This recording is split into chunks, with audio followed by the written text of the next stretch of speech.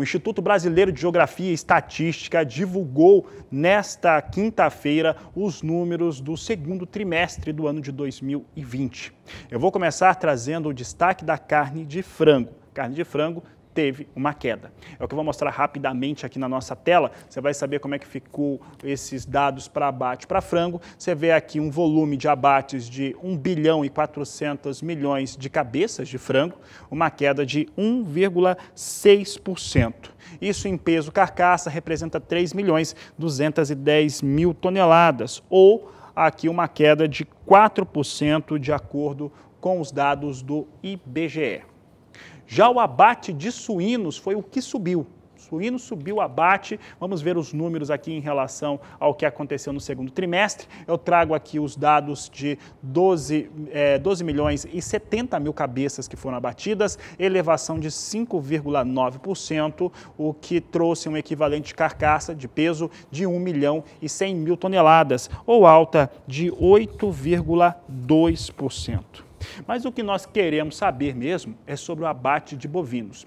E o abate de bovinos no segundo trimestre de 2020 recuou 9,7% quando comparado ao mesmo período do ano de 2019. Olha só, coloca na tela, nós temos aqui um volume de 7 milhões 170 mil cabeças que foram abatidas. Isso representa uma queda de 9,7%. O equivalente carcaça é de 1 milhão 850 mil toneladas de carne, que foi produzida, com queda, portanto, de 6,6%. Esses são os dados do IBGE e o que nós queremos saber é por quê. E para falar sobre o porquê é que nós convidamos aqui o meu amigo, o nosso colega aqui de trabalho, João Pedro Cuti Dias, consultor do Canal do Boi. João Pedro, vou perguntar já diretamente. Porque quando olha, principalmente o público leigo, 9,7% de queda, ele não imagina os motivos. E os motivos da queda, se eu fosse resumir de uma maneira só, é porque não tem gado. Mas aí eu quero perguntar para você, que você tem os detalhes. Boa tarde, João Pedro. Por que caiu o abate de bovinos no Brasil? Vamos lá. Você teve um último trimestre de 2019, um preço excepcional. Ele pulou de R$ 160 arroba para 210 no indicador CPE. Ou seja, você teve um aumento de R$ 50 na arroba em período de 3 meses. Fruto de quê? Da demanda chinesa forte comprando, já se prevenindo para o feriado do Ano Novo Lunar chinês, comprou muito. O preço do boi China chegou a 230, bateu os recordes de preço. O que aconteceu no primeiro trimestre desse ano? Os frigoríficos tentaram, houve aquele problema da pandemia, a China foi o primeiro país que sofreu, porque foi na província de Wuhan.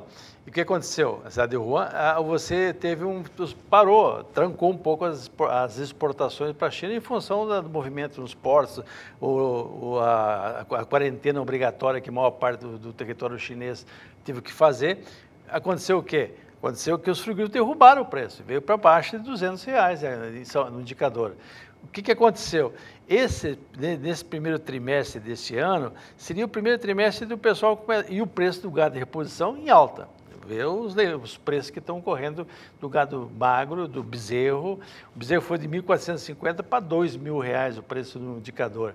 Então subiu muito os preços dos animais de reposição. O que aconteceu? O primeiro giro. E o preço do milho alto também. O milho estava alto em maior parte do Brasil. O milho representa um papel importante no confinamento. O que aconteceu? O primeiro giro de confinamento caiu muito. Foi muito fraco. Foi muito fraco. Por quê? Porque o pecuarista, o confinador, ficou olhando os preços, olhando para frente, como é que fica?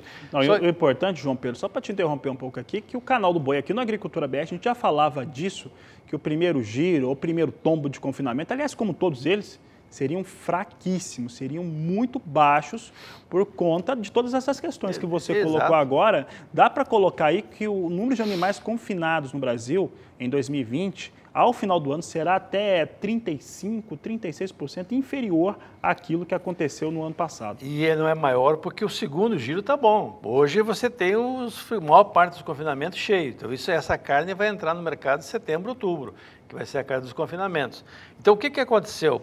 O pecuarista, ele vendeu o animal, às vezes, um pouco mais leve, no último trimestre do ano passado, e agora a oferta de animais prontos para abate é muito baixa, para ver que as escalas dos principais polos produtores de carne bovina no Brasil é 2, 3 dias a média deles. Então, nós estamos vivendo um momento que não tem animal e um momento de uma demanda forte de carne. A prova é que o mês passado batemos o recorde de 170 mil toneladas de carne in natura. Ontem, essa semana, segunda-feira, quando divulgou os primeiros números de agosto, já se fala em 8.800. Eu acredito que não vai ficar esse número durante a média do mês de agosto, mas é um número excepcional. Se isso se confirmar ou um pouco abaixo disso, vamos passar outubro de 2019, que foi o mês que o Brasil mais exportou carne in natura. Então você vê o mercado mundial comprando, você vê o câmbio favorecendo, ou seja, um câmbio acima de R$ 5,30, o dólar acima de 5,30, e isso é tão bom que até os balanços frigoríficos estão mostrando números excepcionais, né? É bom.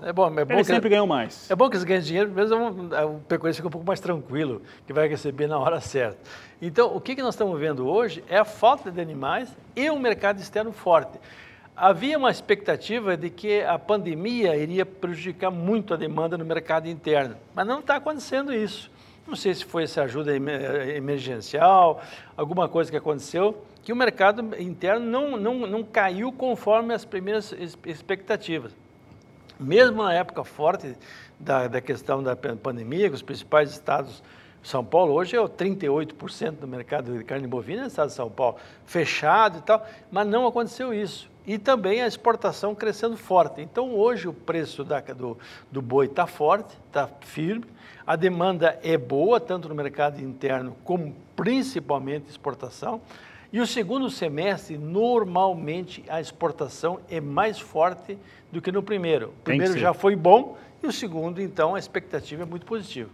Tá certo, João Pedro. Eu posso dizer assim, já de antemão, segundo semestre, entre a última semana de outubro e novembro, aquela expectativa, a gente já falamos algumas vezes, eu conversei com vários analistas titulares, nosso entendimento por aqui é de uma disparada de valores a partir da segunda quinzena do mês de outubro.